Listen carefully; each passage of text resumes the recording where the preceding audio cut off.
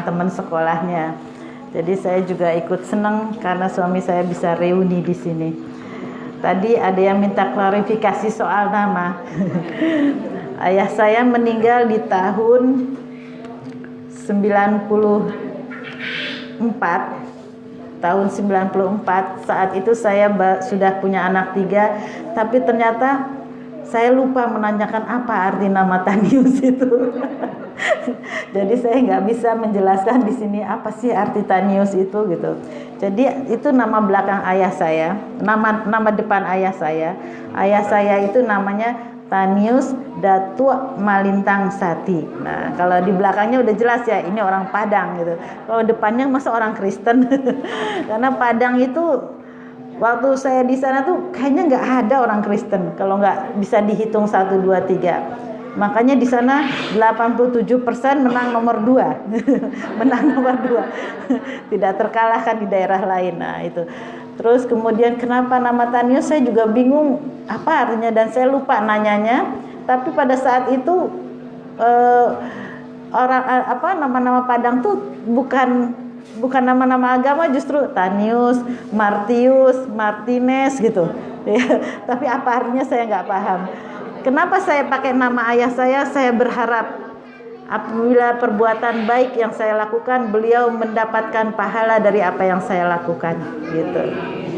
Jadi ibu-ibu, bapak-bapak semua, sesungguhnya kita menjadi orang tua itu, gitu, atau kita sebagai anak itu kegunaannya bukan untuk kehidupan dunia kita.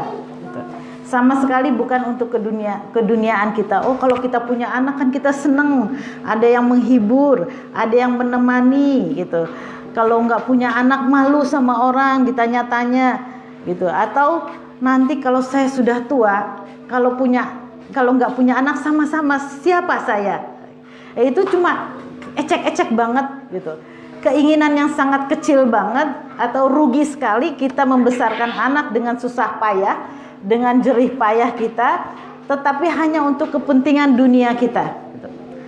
Jadi sesungguhnya kalau kita punya anak, minta yang lebih besar dari manfaat anak itu. Betapa susahnya kita sudah hamil dengan beratnya, melahirkan dengan susah payahnya, menyusui, membesarkan hanya untuk kepentingan dunia yang sesaat. Sekarang kalau kita pikir, kalau punya anak kan seneng, lucu. Betapa banyak anak-anak yang menyusahkan gitu. Betapa banyak anak yang menjadi musuh bagi kita. Ya kan Bu ya?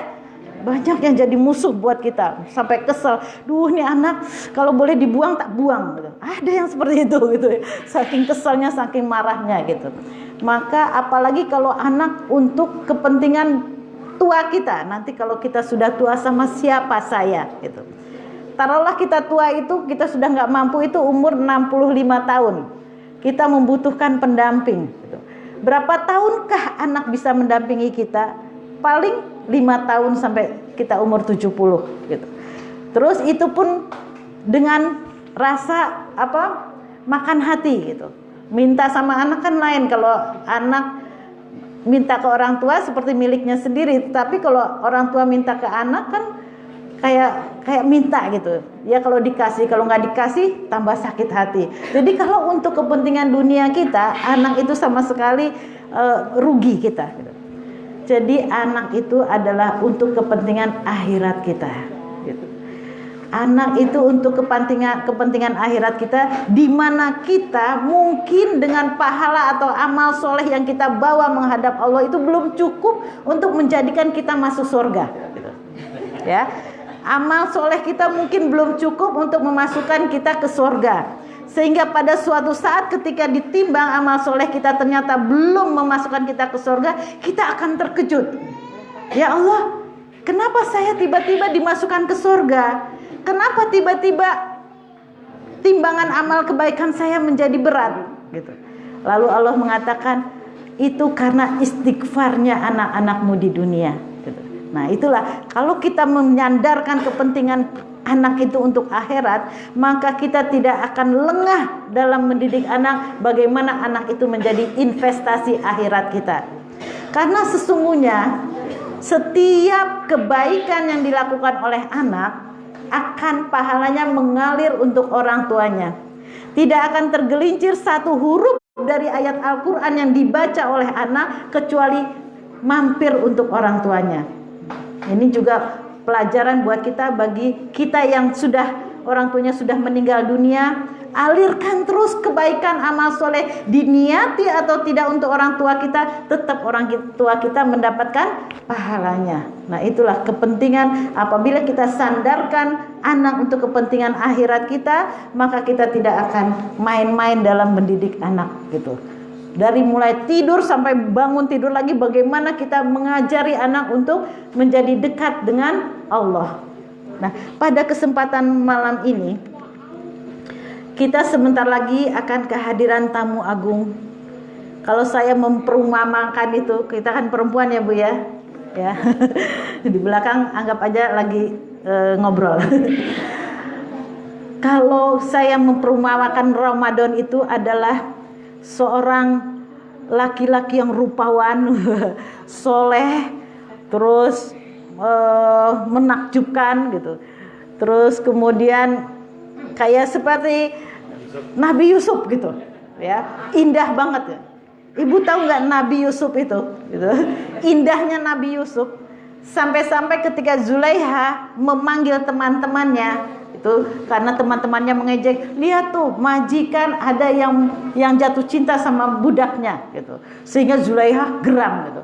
Geram, coba kamu baru tahu rasa kalau udah lihat. Akhirnya apa? Ketika perempuan-perempuan disediakan pisau buah gitu, pisau buah, dan kemudian Nabi Yusuf disuruh lewat, itu mengiris tangannya gitu. Mengirisnya itu bukan mengiris, sakit, bukan, tapi mengiris terus, diiris terus sambil ngeliatin. Nggak terasa sakitnya, karena ada yang lebih indah dibanding daripada rasa sakitnya gitu. Nah gitu, jadi itu ceritanya di dalam Al-Quran itu bukan mengiris kemudian sekali iris, bukan, mengiris terus tangannya karena takjub dengan keindahan daripada Nabi Yusuf gitu. Nabi Yusuf, kalau saya memperumpamakan ya, kemarin kebetulan saya baru melahirkan cucu anak saya baru melahirkan, itu cucu keempat buat saya. Itu dia bilang, "Ma, aku denger digunting," gitu ya. Digunting cekruk, tapi kok nggak sakit ya? Kok nggak sakit ya? Karena kenapa nggak sakit? Karena ada yang lebih sakit daripada ketika kamu digunting, yaitu ketika apa? His itu ya. Ini bapak-bapak nggak tahu, tapi perlu tahu betapa biadabnya sakit melahirkan itu. Digunting aja nggak kerasa, saking bapak sakitnya melahirkan itu. Ya, gitu. Jadi itu juga gitu. Tangan yang digunting, yang dipotong, dikeras gitu, nggak terasa ketika melihat sesuatu yang menakjubkan. Nah, itu yang akan kita tunggu-tunggu, yaitu bulan Ramadan, bulan kemuliaan, ya, bulan yang indah terang benderang, bulan yang betul-betul kita harapkan, menantikan, harap cemas. Nyampe nggak umur kita sampai saat itu, gitu? Nyampe nggak, walaupun tinggal 9 hari lagi, nyampe nggak ya? Gitu. Nah, itu sudah ada belum di dalam rasa hati kita, bahwa kita betul-betul menunggu-nunggu, bahwa kita betul-betul mengharapkan, betul-betul tangan kita tidak turun memohon kepada Allah untuk diberi kesempatan mendapatkan bulan yang penuh kemuliaan ini, ya, sebagai ibu dari seluruh bulan. Sampai dikatakan malaikat Jibril itu diaminkan oleh Rasulullah. Malaikat Jibril itu berdoa, "Ya Allah, seandainya ada orang yang mengikuti memasuki menjalani ibadah bulan Ramadan tapi belum terampuni dosanya, maka celakalah orang itu." Kenapa celaka? Karena di situ bulan Ramadan itu adalah bulan tempat Allah mengobral pengampunannya, gitu. Sedikit-sedikit ibadah yang kita lakukan diampuni dosanya, sedikit-sedikit diampuni dosanya. Jadi bulan Ramadan itu bulan Allah mengobral kemurahannya, karunia-Nya, diampuni banyaknya dosa-dosa kita. Sehingga kalau di bulan Ramadan aja dosa kita tidak terampuni, maka 11 bulan berikutnya jangan harap kita diampuni dosa-dosanya, gitu. Maka ini adalah pertaruhan daripada apakah kita ingin bertemu dengan Allah ataukah tidak, gitu.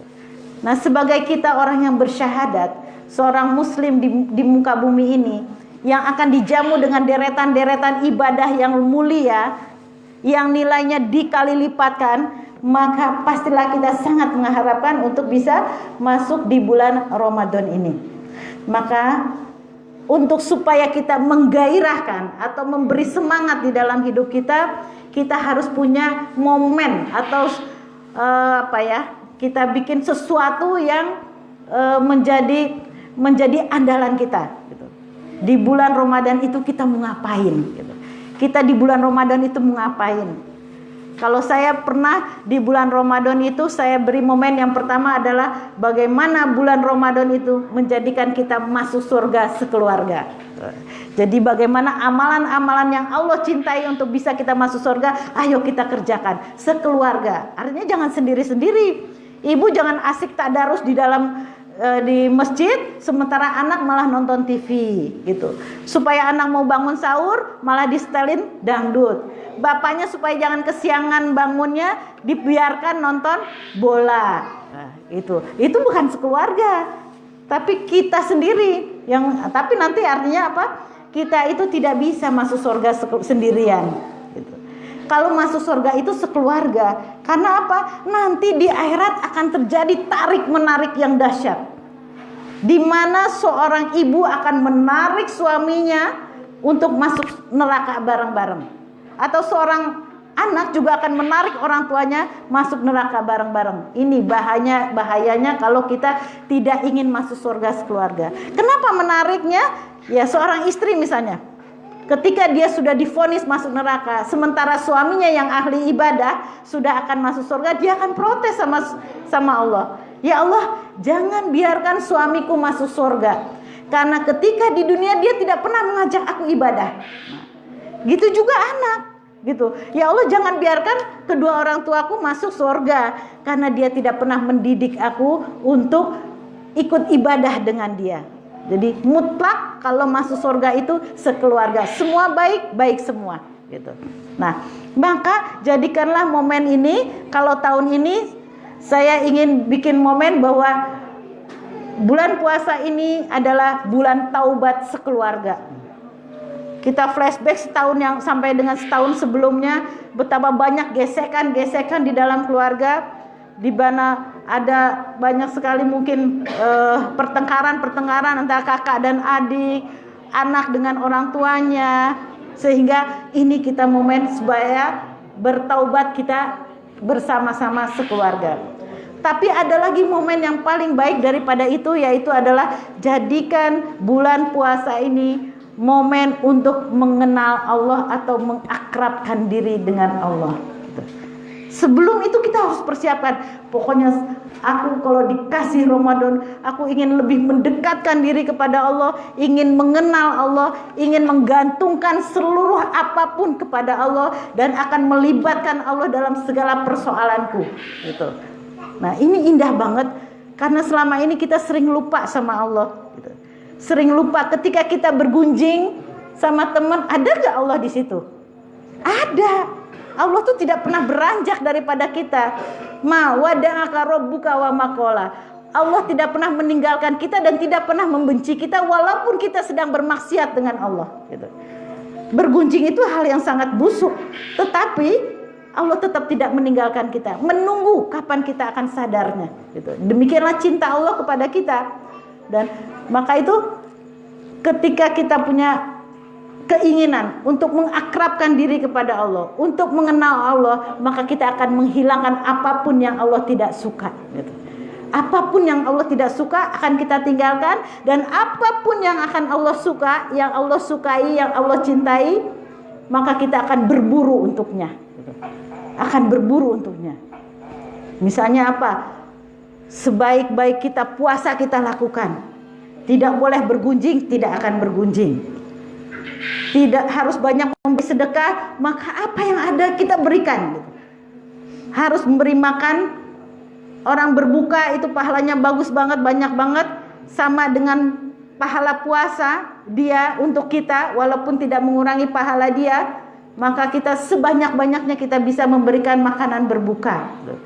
Kalau di kota gede saya percaya di mana-mana banyak tempat berbuka. Orang itu terutama saya membanggakan kampung saya sendiri, yaitu Purbayan. Kewalahan panitia mendapatkan infak untuk makanan berbuka itu, sehingga kalau berbuka di masjid itu lebih enak dibanding di rumah gitu. Karena apa? Karena ininya kan ikrarnya untuk makanan berbuka, maka bagaimanapun harus kita habiskan untuk makanan berbuka. Jadi dibanding di rumah lebih enak makan di masjid. Kadang buahnya tuh anggur, kadang minumannya tuh Yakult gitu. Jadi di situ karena ada rasa bahwa saya ingin mendapatkan pahala puasa yang double-double, nggak hanya untuk puasa saya sendiri gitu. Nah, itu yang perlu kita lakukan, dan itu hanya bisa dilakukan oleh orang yang mengenal Allah gitu. Yang mencoba mengakrabkan diri dengan Allah. Kalau sudah kita akrab dengan Allah ya, maka Allah pun akrab dengan kita gitu. Dan karunia bagi orang yang mengakrabkan diri kepada Allah itu apa? Karunianya Allah adalah kita selalu diberi kesempatan untuk beribadah kepada Allah. Jadi karunia yang paling besar dari Allah, kesempatan kita untuk bisa beribadah kepada Allah. Jangan salah, ibu-ibu yang hadir di sini, ibu-ibu yang hadir di sini adalah ibu-ibu atau bapak-bapak semua yang diberi karunia Allah kesempatan untuk beribadah kepada Allah. Ini bukan bulan Ramadan, apalagi di bulan Ramadan, di mana semua malaikat turun ke bumi untuk mengaminkan semua doa-doa kita. Ini bukan di bulan Ramadan pun seperti itu. Ibu-ibu nggak tahu kalau sebenarnya kita itu didampingi oleh malaikat saat ini. Dan ruangan ini dipenuhi oleh malaikat-malaikat rahmat yang mengaminkan doa-doa kita. Sampai-sampai ada malaikat yang protes sama Allah. Ya Allah, di dalam majelis taklim itu ada orang yang suka berdosa loh gitu. Ada orang yang jahat loh. Terus apa kata Allah? Tetap aminkan doanya. Jadi betapa mulianya tempat ini, dan kita alhamdulillah orang yang diberi hidayah, diringankan sehingga kita bisa berada di sini. Dan tanda bahwa amal ibadah kita ngaji pada malam ini dibalas oleh Allah apa? Tanda amal ibadah dibalas atau diterima oleh Allah, setelah ini kita melakukan kebaikan lagi gitu. Jangan justru setelah ini pulang dari rumah malah bertengkar dengan anak, bertengkar dengan suami, sambil jalan pulang ngerumpi. Itu sama seperti debu di atas batu kemudian disiram oleh air, hilang semua pahalanya. Gak mau kan Bu? Udah ngantuk-ngantuk di sini, udah meninggalkan tugas, apalagi ada sinetron yang kita lewatkan mungkin. Maka jaga itu gitu. Ketika kita sudah mampu melakukan kebaikan, dijaga supaya Allah terima semua amal ibadah kita gitu. Hal jazaul ihsani ilal ihsan. Itu surat Ar-Rahman. Itu artinya kalau orang biasa mengartikan balasan kebaikan adalah kebaikan. Orang seringnya pengennya nggak mau rugi. Kalau saya sudah berbuat baik, maka saya harus dapat kebaikan juga. Kalau saya sudah memberi tetangga saya, maka besok dia pasti memberi saya. Kalau itu mah bukan kebaikan menurut saya, Bu. Kalau orang Jawa bilang baleke, ya kan? Kalau lagi bancaan itu kita nengok, besoknya dapat bancaan, itu baleke gitu. Jadi balasan kebaikan adalah ada kebaikan bertingkat. Yaitu apa? Balasan kebaikan adalah kita mampu melakukan kebaikan yang lebih lagi. Sehingga Allah kerjaannya ngasih pahala aja terus, nyatat pahala aja terus gitu. Pulang dari sini kita istighfar sambil jalan gitu. Karena sesungguhnya seseorang yang berjalan ke masjid itu, kaki kanannya mendapatkan pahala, kaki kirinya mengurangi dosa gitu. Tapi jangan karena banyak dosa kita jalannya pakai kaki kiri terus gitu. Nanti malu sama tetangganya. Loh kok kamu pakai kiri terus, banyak dosa ya? Nah, kan gitu. Nah, jadi betapa mulianya orang-orang yang diberi kesempatan dalam untuk beribadah. Semua menjadi pahala, dan di bulan Ramadan dilipat gandakan pahalanya. Dan maka itu mari kita jadikan momen di bulan Ramadan adalah bulan kita mengenal Allah, mendekatkan diri kepada Allah, ya. Dan itu bagaimana caranya? Coba kita banyak-banyak mendengar kisah-kisah orang-orang soleh gitu. Hasan Al-Basri itu ketawa aja dia istighfar gitu. Astagfirullah, saya sudah ketawa gitu. Takut dia, takut ketika dia ketawa Allah lupa mencatat kebaikannya yang tadi gitu. Karena apa? Di dalam hadis qudsi, hadis qudsi itu apa, Bu? Hadis qudsi itu perkataan Allah yang tidak tercantum di dalam Al-Quran tetapi menjadi hadis. Tapi Allah yang berkata atau Allah yang berfirman. Jadi Allah berfirman di dalam hadis qudsi, ini nggak ada di dalam Al-Quran tetapi ada di dalam hadis dan kedudukannya paling tinggi dibanding hadis sahih lainnya, ya. Hadis qudsi itu Allah mengatakan begini, ajibtu liman aikoni bin nari summa huwa yadhab. Allah berfirman, aku heran sama hambaku. Aku heran sama hambaku. Dia tahu bahwa dia bentar lagi mati, tapi dia masih bisa ketawa, masih bisa cekakakan. Itu yang paling ditakutkan oleh Hasan Al-Basri. Jadi dia tuh kalau di bulan Ramadan banyak diamnya gitu. Takut nanti pahalanya jadi hilang. Nah, bisa nggak di bulan Ramadan itu kita lebih banyak membaca Al-Quran dibanding ngobrol gitu, dibanding ngomong. Kalau di bulan Ramadan itu saya udah males kalau nasihati anak. Kalau nasihatin itu sebelum Ramadan, kamu nanti begini ya, kamu begini ya, kumpulin anak-anak, nanti bulan Ramadan mama nggak usah nasihatin lagi, kamu harus ini. Karena apa? Kita akan banyak tadarus, kita akan baca. Jadi kalau ngelihat ketika kita ngaji, lihat anak masih nonton TV, lirikin aja gitu. Karena kita sudah minta tolong kepada Allah, ya. Jadi kita lebih banyak berdoa daripada ngomong gitu aja. Kalau ada anak yang menjengkelkan, berdoa kepada Allah. Karena itu bulan mustajab, gitu. Bulan mustajab, apalagi ketika kita buka, ketika berbuka itu mustajab. Ketika sahur itu mustajab. Maka lebih baik mendoakan anak daripada ngomel, daripada banyak nasihat. Orang lapar dinasehatin tuh bisa nyakar loh, gitu. Iya, suami lagi lapar dinasehatin, mana, itu bisa nyakar itu. Gitu. Makanya lebih baik doakan, ya Allah beri dia hidayah, ya Allah. Aku mau ngaji lagi. Gitu. Hatinya kan milikmu, tolong yang muqallibal qulub, yang membolak-balikan hati, tolong dia. Lirikin aja pasti dia nanti matiin. Gitu. Tapi kita jangan berhenti ngaji, karena apa?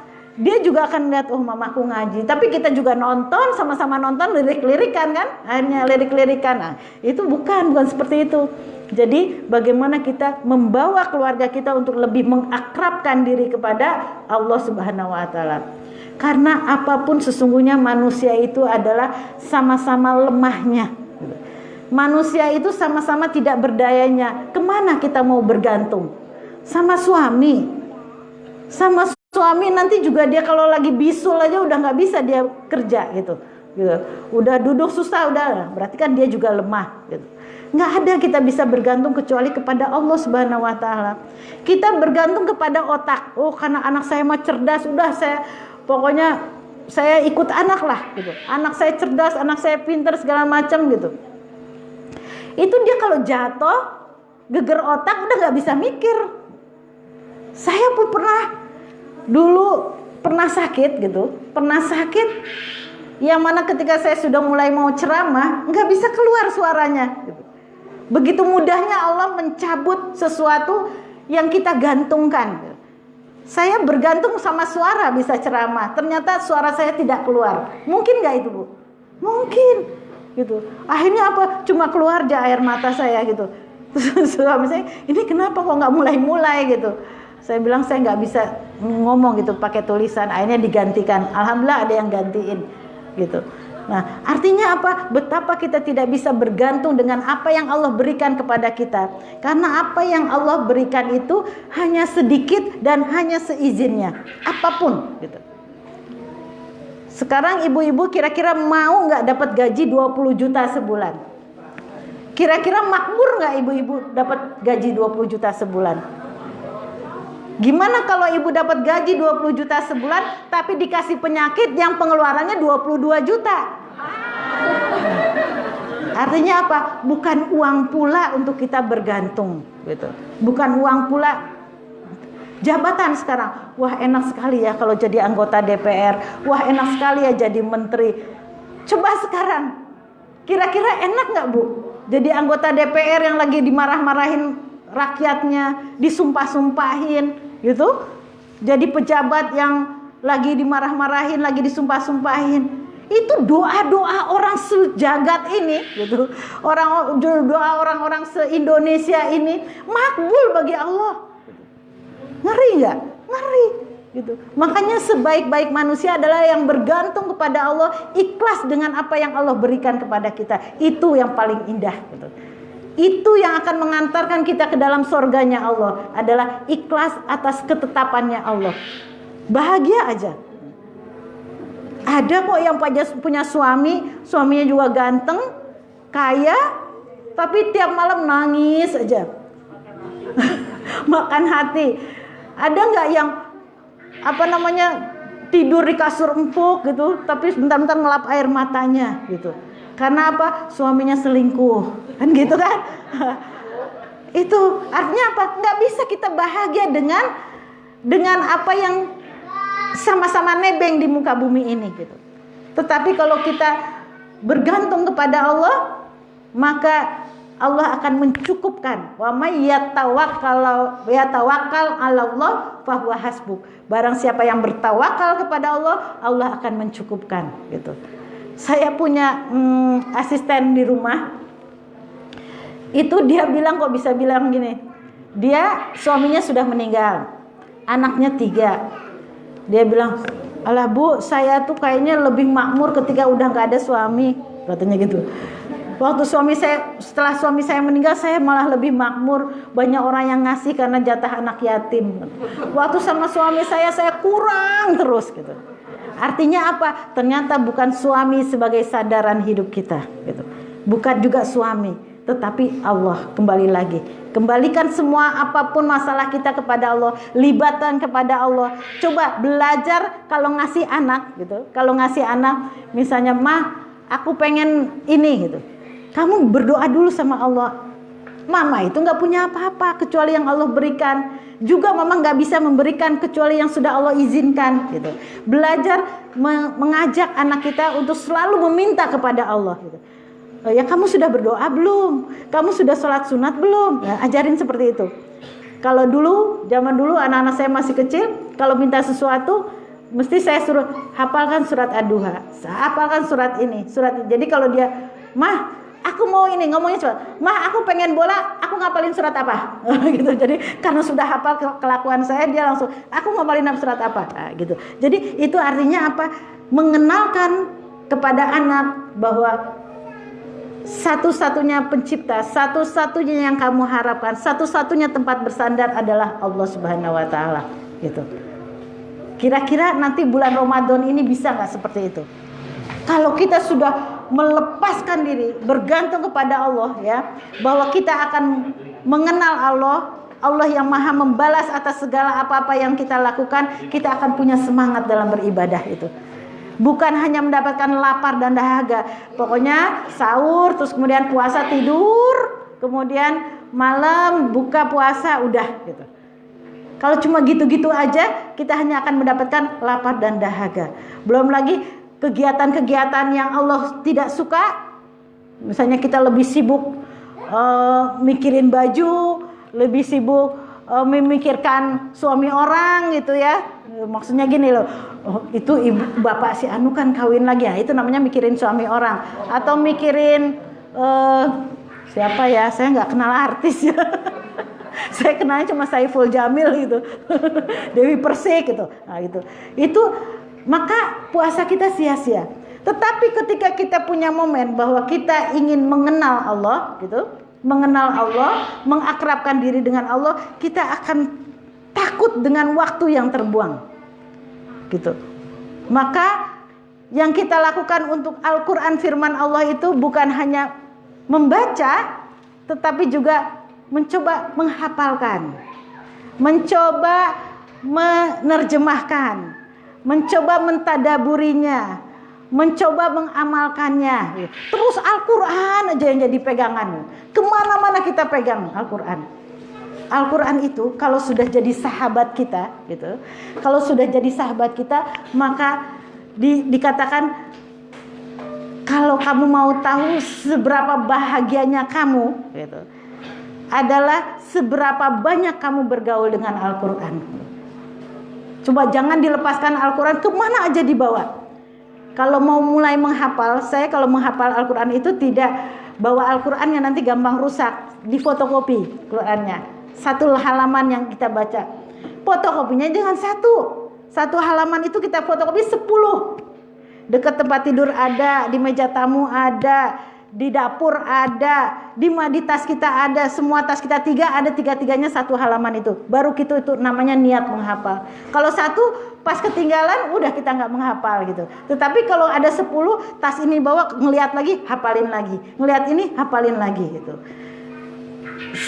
Kita ini memang sudah umur ya, nggak kayak anak. Kalau anak-anak itu sekali dudukan dia duduk itu bisa 1 halaman dia hafal, kadang-kadang setengah halaman sekali dudukan, namanya gitu. Kalau di pesantren hafalan Quran itu 1 halaman 1 kali dudukan berapa banyak dia hafalkan. Kalau kita nggak usah banyak-banyak lah, 1 hari 1 ayat gitu. 1 hari 1 ayat, pagi kita menghafalkan, itu siang lupa makanya hafalin lagi, sore lupa hafalin lagi, terus gitu. Berapa kali? Ribuan ratusan gitu. Ratusan dalam 1 ayat itu, entah berapa kali kita. Jangan pernah putus asa. Insya Allah 70 tahun kita hafal 30 juz. Kata ustadz saya, loh kapan saya bisa hafal? Insya Allah 70 tahun. Lah keburu mati. Nggak apa-apa, keburu mati. Kalau kita mati nanti diteruskan di alam kubur. Indah banget nggak? Di alam kubur kita ngaji, coba bayangin. Orang-orang soleh itu di alam kuburnya tuh ngaji gitu. Sehingga kuburnya terang benderang, indah, nikmat, dan nggak ada satupun binatang-binatang dari api neraka yang bisa masuk gitu. Orang-orang soleh itu di dalam kuburnya ngaji. Kita bisa nggak? Bisa gitu. Kita mulai, kita ngapalin aja. Nggak bisa 1 hari 1 ayat, satu minggu 1 ayat nggak apa-apa. Tapi terus menerus, yang saya bilang tadi, dalam halaman yang kita fotokopi itu terus kita baca gitu. Allah tidak menuntut jumlah gitu. Jumlah itu urusan Allah. Kok saya nggak hafal-hafal, itu urusan Allah. Emangnya otak kita yang bikin kan? Enggak gitu. Terus juga kok saya dalam sebulan cuma 5 ayat, itu juga bukan urusan kita. Urusan kita adalah menghafal Al-Quran. Karena apa? Wujud kita mencintai Allah, wujud kita ingin mengakrabkan diri dengan Allah, nah itu menghafalkan Al-Quran. Nggak usah berapa jumlahnya, itu urusannya Allah gitu. Nah itu nanti tadi yang kita harapkan adalah syafaat dari ayat dari Al-Quran itu. Ibu tahu nggak? Ini saya ke ibu aja ya, bapak-bapak nguping aja ya. Jadi ketika nanti di alam kubur itu, ya, nanti di alam kubur itu, di mana sudah sunyi senyap. Kalau di dalam hadis itu disebutkan 7 langkah orang keluar dari meninggalkan kuburan kita. Kita ditinggalin Bu nanti, nggak ada yang menolong. Betul-betul tidak ada yang menolong, tidak ada yang menemani di alam kubur itu. 7 langkah orang-orang tercinta sudah meninggalkan kita, maka kita akan datang siapa? 2 malaikat. Malaikat Munkar dan Nakir mau ngapain? Itu mau menghisap apa yang kita lakukan. Jadi ada hisap uang muka, pendahuluan gitu. Itu di alam kubur. Ngeri nggak kira-kira Bu? Kalau ditanyain nanti ya, kalau ditanyain, kamu punya Al-Quran? Punya. Suka baca? Suka. Berapa juz Al-Quran? 30 juz. Sudah pernah khatam? Sudah berkali-kali. Apalagi bulan Ramadan sudah khatam. Kamu sudah pernah baca ayat terjemahannya? Sudah. Kamu punya terjemahan yang 30 juz? Punya. Terus kata malaikat ditanya lagi, kamu sudah khatam baca 30 juz terjemahan Al-Quran? Kira-kira berapa yang ngacung? Kira-kira ini kan pedoman kita. Ini adalah kalam Allah. Ini kita ingin bertemu dengan Allah. Bagaimana kita bisa bertemu dengan apa yang kita puja, apa yang kita cintai kalau perkataannya aja nggak kita baca gitu. Kecuali ibu-ibu sudah hafal artinya, udah mengerti artinya. Kalau yang dari pondok mungkin. Nah, tadi ya, malaikat ngulangin nanya lagi. Sudah pernah membaca 30 juz terjemahan Al-Quran? Kira-kira berapa yang ngacung? Dan pada saat itu juga Al-Gojo itu dipentelengin, gak usah belum dipukul, dipentelengin kita di dalam alam kubur, langsung terbakar tubuh kita, hangus jadi debu dan dikembalikan lagi seperti semula. Ngeri gak Bu? Gitu. Loh, apa susahnya membaca terjemahan? Kita aja baca WA 24 jam kok. Bangun tidur baca WA, broadcast segala macam, baca Facebook, baca Twitter gitu, baca Instagram, itu gak berhenti-berhenti. Kalau dipakai membaca terjemahan Al-Quran, sebulan khatam Bu. Nggak nyampe sebulan. Saya tuh kalau dulu waktu kecil senang baca novel Bu. Saya kalau belum selesai saya nggak akan berhenti. Berapa lama saya menyelesaikan novel? 2 hari. Novel, bahkan saya pernah baca waktu SD itu di bawah naungan revolusi. Tentang buku Soekarno, di bawah naungan revolusi. Tebalnya lebih tebal daripada Al-Quran. Kelas 3 SD saya sudah khatam membaca itu. Sekarang umur 50 sekian belum khatam juga membaca Al-Quran terjemahannya. Saya percaya kalau baca Al-Qurannya mungkin ibu-ibu sudah banyak khatam gitu. Itu kira-kira dipentelengin gak sama malaikat gitu. Nah, pada saat itu di alam kubur tadi kita akan ditemani. Waduh, ini yang kita inginkan ya. Kita akan ditemani dengan makhluk yang rupawan. Tadi kembali lagi saya lebih senang ngomongin rupawan ya. Aman, tapi makhluk itu rupawan sekali, yang kedatangannya seperti cahaya sehingga menerangi alam kubur kita gitu. Dan dia meladeni kita apa yang kita inginkan. Kalau dalam surat Al-Waqiah itu, kalau perempuan, wahurun in ka'amsali lu'lu'il ma'nun, matanya seperti berlian, bercahaya, berkilau-kilau gitu. Kira-kira betah nggak di alam kubur Bu, ditemenin kayak gitu? Kira-kira betah nggak? Sehingga kita betah di alam kubur, lupa sama suami di dunia gitu. Udah, ini rupawan banget, cantik banget. Dan apa? Dia akan melayani kita sampai dengan nanti hari di kebangkitan itu. Ketika hari kebangkitan dia akan menemani terus. Sampai ketika malaikat Munkar dan Nakir akan bertanya, dia melindungi kita dari arah kepala. Sehingga malaikat itu berputar dia ke arah kaki. Kemudian apa? Kemudian malaikat itu juga melindungi dari arah kaki. Terus begitu sampai malaikat Munkar Nakir, wahai makhluk rupawan, minggirlah kamu. Aku sudah diperintahkan oleh Tuhanku untuk menanya dari hamba yang baru meninggal ini. Terus apa kata si makhluk rupawan? Oh, kalau memang Allah yang menyuruh silakan, tapi jangan kamu sakiti selembar rambut pun. Terus kemudian begitu terus. Jadi sebenarnya ibu-ibu tahu nggak, di dalam kubur itu sudah terjadi bakar-bakaran. Dosa-dosa kita itu sudah dihisap. Didatangkan binatang-binatang dari neraka itu, sekali gigitannya remuk kita sampai tulang-tulangnya remuk gitu. Apapun dosa-dosa itu, kamu dulu suka nonton dangdut, suka buka-bukaan, kamu pelaku curang, semua ada catatannya. Dan catatannya itu betul-betul gitu, betulan. Nggak salah input gitu. Iya beneran, betulan, nggak salah input gitu. Nggak ada misalnya amal orang lain jadi berubah, itu enggak gitu. Betulan. Nah, itu akan dihisap di dalam neraka. Apapun, ibu waktu itu suka ngobrolin kejelekan orang ya. Nah, itu semua ada, sudah dihisap, dimulai di dalam alam kubur yang lamanya entah sampai kapan gitu. Entah sampai kapan. Tetapi ketika ada makhluk rupawan itu melindungi, semua itu akan dijaga. Kita akan terbebas daripada azab kubur. Sehingga kita akan terbengong-bengong, terpesona dan bertanya, wahai makhluk rupawan, kamu tuh siapa sih? Kok baik banget nemenin aku? Gitu. Terus kemudian makhluk rupawan itu berkata apa? Aku adalah bacaan Al-Quranmu selama di dunia. Jadi syafaat yang pertama kita terima di alam kubur adalah bacaan Al-Quran kita di dunia. Nah, bagaimana kalau kita kurang coba bacaannya? Maka tadi paling enak itu kita menghafalkan Al-Quran. Kalau orang yang menghafalkan Al-Quran walaupun gak hafal-hafal, itu mulutnya akan derimil baca terus gitu.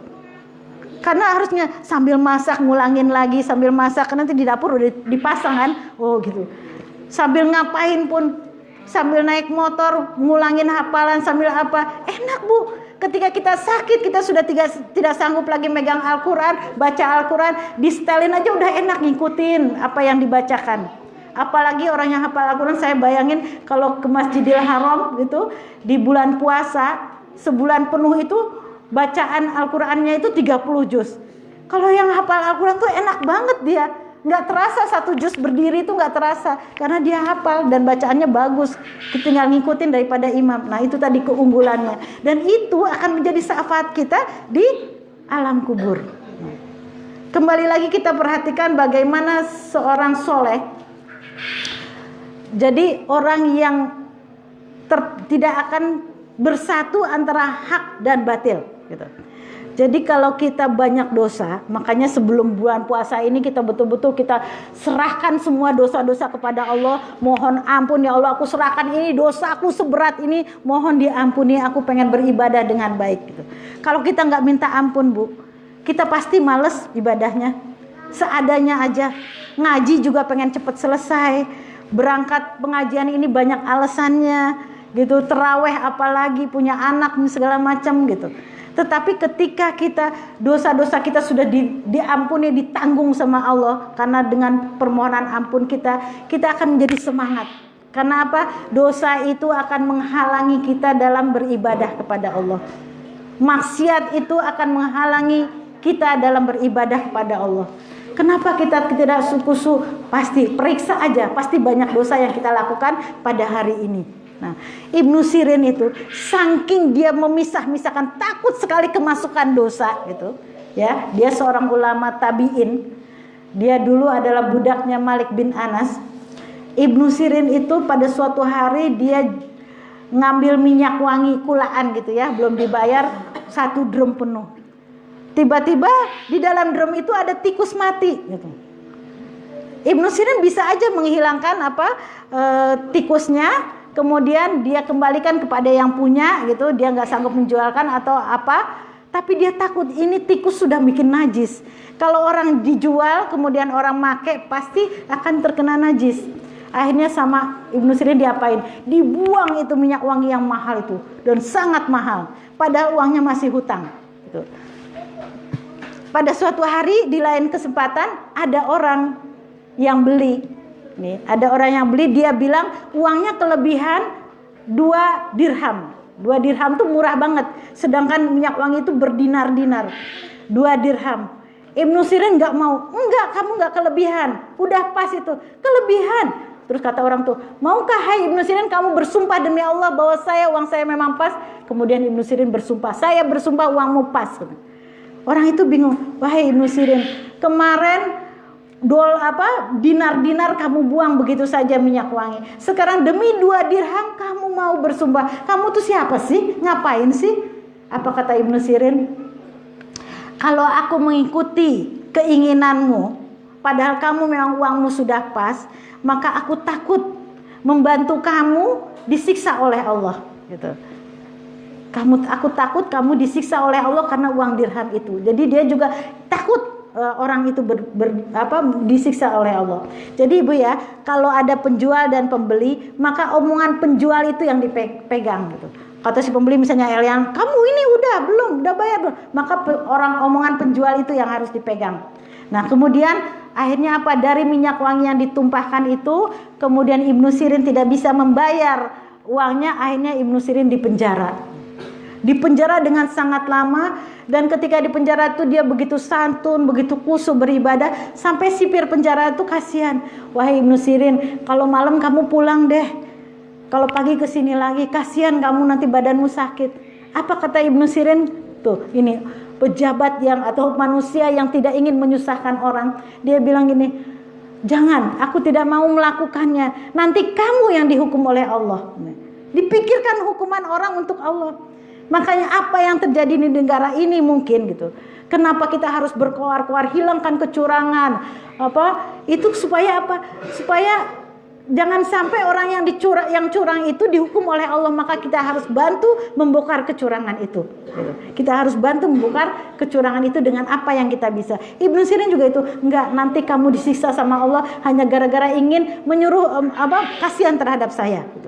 Dan pada suatu hari juragan dia Malik bin Anas itu meninggal dunia. Sebelum meninggal dunia memberi wasiat, saya ingin disolatkan oleh Ibnu Sirin gitu.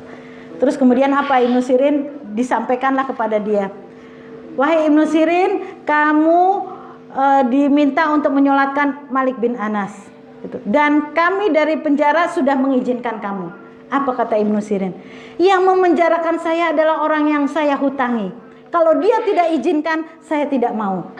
Hanya begitu takutnya dia dengan sedikit pun dosa, ya. Kalau orang sekarang banyak sekali nggak takut sama dosa. Kalau itu sedikit aja kemasukan dosa, takut karena dia takut hafalan dia berguguran, gitu. Dan akhirnya apa? Diizinkanlah oleh orang yang berhutang tadi, yang dihutangi oleh Ibnu Sirin diizinkan. Dan kemudian Ibnu Sirin datang menyolatkan dan pulang lagi ke penjara tanpa mampir ke rumahnya gitu. Segitu aja dia nggak mau korupsi gitu. Karena tahu betapa bahayanya, betapa mengerikannya sesuatu yang bukan hak kita makan. Nah, demikian, mudah-mudahan ada manfaatnya. Ditutup dengan doa enggak? Ya, tutup dengan doa. Mari kita tundukkan kepala kita. Yang kita hadapi adalah Allah Subhanahu wa taala yang jiwa kita ada dalam genggamannya. Maka marilah kita serahkan semua keinginan kita. Semoga apa yang kita doakan ini Allah terima, tercatat sebagai amal ibadah dan Allah kabulkan. Astaghfirullahalazim allazi la ilaha illa huwal hayyul qayyum wa atubu ilaihi. Astaghfirullahalazim allazi la ilaha illa huwal hayyul qayyum wa atubu ilaihi. Astaghfirullahalazim allazi la ilaha illa huwal hayyul qayyum wa atubu ilaihi. Allahumma antas salam wa minkas salam fahayyina rabbana bisalam. Allahumma aftahli abwaaba rahmatik. Allahumma antar rabb la ilaha illa anta khalaqtani ana abduka wa ana ala ahdika wa wa'dika mastata'tu a'udzubika min syarri ma sana'tu abu'u laka bi ni'mati alayya wa abu bi dzanbi faghfirli fa innahu la yaghfiru dzunuba illa anta la ilaha illa anta subhanaka inni kuntu minaz zalimin. Ya Allah, kami ingin merasakan indahnya hidup denganmu. Kami ingin hari-hari yang tersisa ini menjadi hari-hari yang selalu akrab bersamamu. Kami lelah jauh darimu ya Allah.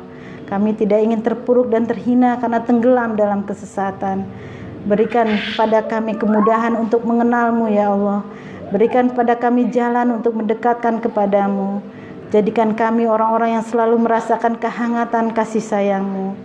Ya Allah, jadikanlah sujud kami menjadi sujud yang penuh nikmat kepadamu. Jadikan sedekah kami menjadi jalan buat kami akrab denganmu. Jadikan amal-amal kami sebagai amal yang tulus hanya karenamu. Ya Allah, jangan biarkan kesibukan dunia ini membutakan hati kami. Jangan biarkan pangkat dan jabatan menjerumuskan kami. Jangan biarkan hawa nafsu membuat kami terperosok dalam maksiat. Ampuni ya Allah kami para suami yang telah menzalimi istri-istri kami. Juga ampuni para istri yang kurang dapat melayani keluarga.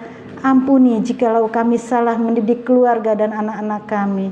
Utuhkan kami di dunia, utuhkan kami di surgamu ya Allah. Selamatkan anak-anak kami, muliakan akhlaknya, kuatkan imannya. Berilah mereka yang lebih baik dari apa yang kami dapatkan. Jadikan mereka hamba yang kau banggakan di singgasanamu yang tinggi itu. Duhai Allah yang Maha Agung, karuniakanlah kepada kami keindahan akhlak, kelembutan hati, kesejukan kalbu. Pancarkan dari diri kami keindahan agamamu ya Allah. Pancarkan dari pribadi kami keagungan agamamu ya Allah. Jadikan kehadiran kami dimanapun berada menjadi cahaya bagi umatmu. Jadikan kehadiran kami dimanapun berada menjadi penyejuk bagi umat-Mu, menjadi penggelora semangat bagi hamba-hamba-Mu. Ya Allah, cegahlah kami dari godaan yang menggelincirkan. Lindungilah kami dari tipu daya setan yang menyesatkan. Lindungilah kami dari sifat munafik ya Allah. Lindungilah kami dari kemusyrikan, dan lindungilah kami dari perbuatan apapun yang akan menjadi contoh buruk bagi umat-Mu. Subhana rabbika rabbil izzati amma yasifun, wassalamun alal mursalin, walhamdulillahirabbil alamin. Kurang lebihnya mohon maaf. Semoga Allah memberi selalu hidayah kepada kita semua. Wabillahi taufiq wal hidayah. Assalamualaikum warahmatullahi wabarakatuh.